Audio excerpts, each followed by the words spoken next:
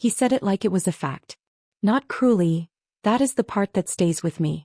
Not with the particular edge that would have made it easier to respond to. He said it the way you state something that everyone already knows, with the easy confidence of a man who has been the successful one for so long that he has stopped considering whether the label requires the other person's agreement. And this is my sister Nora, he said, arm around my shoulder, turning me toward his colleagues like a display. The artistic one. The unsuccessful one. He laughed. The people around him laughed. We always say she got the creativity and I got the business sense. I smiled. Because I have been smiling at Marcus's introductions for 34 years and the muscle memory is deeply established. And then my phone rang. Before we continue, please subscribe to the channel and let us know in the comments where you are listening from. My name is Nora Calloway. I am 34 years old. And the call that came through at 7:14 p.m. on a Saturday evening at my family reunion, in front of Marcus, in front of his colleagues, in front of my parents and my aunts and my cousins and the 43 people who had heard him introduce me as the unsuccessful one, was a call I had been waiting for without knowing exactly when it would arrive. It arrived at the right moment. I have thought about that many times since. Not planned, not arranged, not anything except the particular timing that life occasionally produces when you have been building something quietly for long enough. I answered it in front of everyone. I need to tell you what Marcus and I are before I tell you what happened because the word unsuccessful requires context to be understood accurately. Marcus is 40 years old.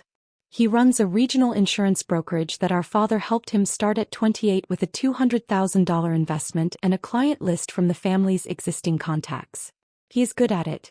He has grown it steadily and I do not minimize that. Running a business requires consistent work and Marcus has done consistent work. He employs 31 people and lives in a house with a 3-car garage and measures success in the ways that are easiest to measure. Revenue, property, visible stability. By those measures I have not competed. I am a ceramicist. I make things with clay and heat and the particular patience that comes from working in a medium that cannot be rushed without breaking.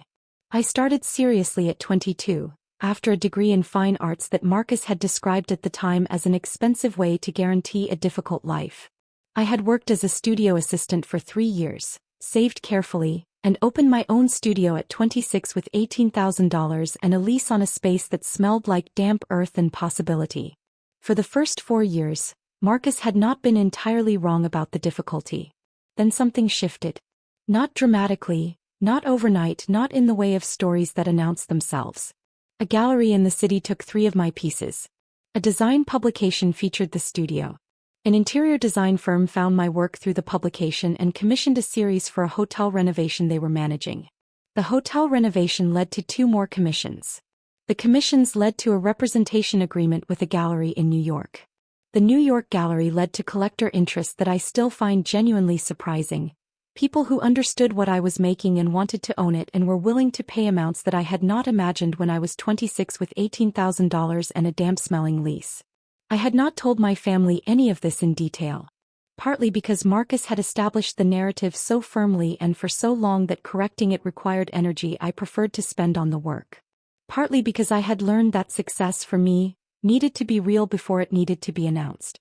And partly, I will be honest about this, because I had been waiting for the right moment and I had not yet found it. The phone call found it for me.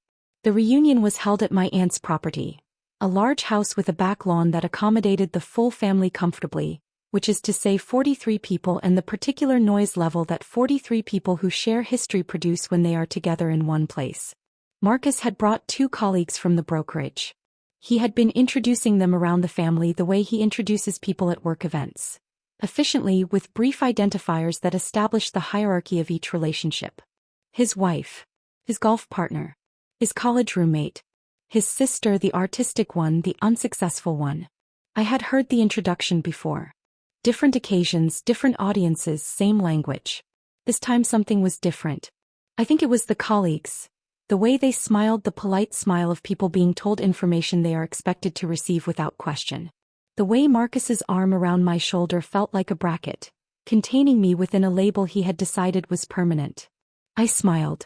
The muscle memory engaged. And my phone rang. I looked at the screen. It was the gallery. My New York gallery. My representative, A woman named Helen Chu who had been working with me for 2 years and who did not call on Saturday evenings unless something required a Saturday evening call. I looked at Marcus. At his colleagues. At the 43 people within earshot of his introduction. I need to take this, I said. I did not step away. Helen's voice was warm and precise the way it always is. She said she was sorry to call on a weekend.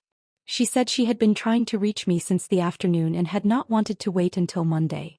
She said the piece I had submitted for the International Ceramics Exhibition, the large-scale installation I had spent 8 months building, the one I had not mentioned to anyone in my family because it had felt too large to discuss before the outcome was known, had been selected. Not for inclusion. For the top prize. The Meridian Prize. Which Helen explained for anyone who might not already know, came with a $180,000 award, an 18-month touring exhibition across 4 countries. And a commission from a cultural institution in London that she said she would explain in full detail on Monday when we could speak properly. I said thank you. I said I was glad she had called. I said I would talk to her Monday. I ended the call.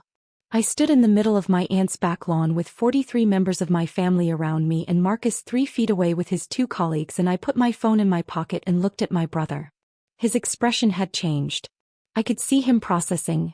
The way the mind works when information arrives that does not fit the existing framework, and the framework has to be rebuilt in real time. Who was that? He said. My gallery, I said. In New York. Pause. You have a gallery in New York, he said. I have had one for 2 years, I said. Helen is my representative. She called because a piece I submitted won an international prize. I said the name of the prize. I said the award amount. I said it the way he states things, as a fact without edge, with the easy calm of someone who has known something for long enough that saying it out loud no longer requires effort. The lawn was quiet in the way that spaces go quiet when something has shifted and everyone present can feel it, but no one is certain yet what to do with the feeling. My mother made a sound. My aunt said something I did not fully hear. Marcus's colleague leaned toward the other and said something under his breath. Marcus looked at me for a long moment. You never said anything, he said. You never asked, I said. Gently. Because it was true and because gentle is the right register for truths that have been waiting a long time. The rest of the reunion continued the way reunions do. Food, conversation, the particular warmth of people who share history settling back into the rhythms they know. Marcus found me near the end of the evening, standing by the garden fence with a glass of lemonade. He stood next to me. We looked at the garden together for a moment. The Meridian Prize, he said. Not a question. Just the words placed between us. Yes, I said. Another moment. I didn't know, he said. I know you didn't, I said. You had a narrative. It's hard to see past a narrative when you've had it for a long time. He was quiet for a while. Then he said, I'm sorry. For the introduction. It was a real apology. Marcus does not give those easily, which made it more meaningful than it might have been from someone for whom they came readily. Thank you, I said. We stood there a little longer. The garden was the same garden it had always been. The evening was warm. 43 people moved around us with the noise and love of a family that is, despite everything, a family. My phone was in my pocket. The call had lasted 4 minutes and 16 seconds. Some things take years to build and 4 minutes to change how people see them. The work was always real. It just needed the right moment to be heard.